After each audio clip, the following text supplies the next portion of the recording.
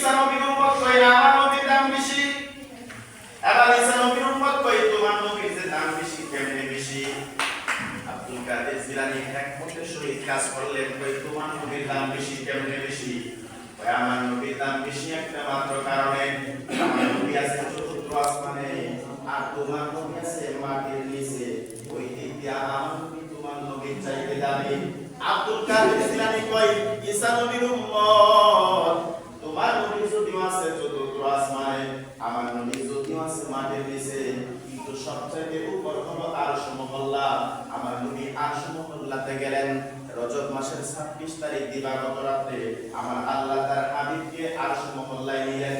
নেওয়ার পরে রাআইতু রাব্বি আযজা ওয়া জাল্লা ফি আহসানি সূরাতিহি, সুবহানাল্লাহ। আল্লাহ তার হাবিবকে একেবারে উপর নিলেন, একেবারে কাছাকাছি নিলেন, একেবারে পাশে নিলেন। আল্লাহ আরশ মহল্লায় নিলেন, আরশ মহল্লার উপর তো আর কোনো কিছু নাই।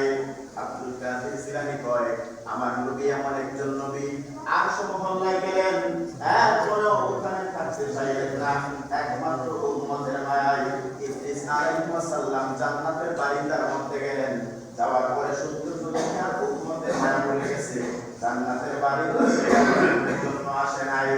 আর আব্দুল কাদের জিলানী ডাক দিয়া কয় আমার নবী এমন একজন নবী আরশ মহল্লায় যাওয়ার পরে, ওখানে যাওয়ার পরে আরশ আজিম দন্ন হইল আমার নবী সুবহান ওয়া রাব্বিল ধুলি মুবারক লাগার কারণে, কিন্তু ওখানেও থাকলেন না। আমার নবী মদিনাতুল মুনাওয়ারা শুইছে একমাত্র উম্মতের মায়া। সুবহানাল্লাহ। এক নাম্বার প্রশ্ন খণ্ডন করলে অসুবিধা হইতেছে আপনাদের? সমস্যা হইতেছে না তো?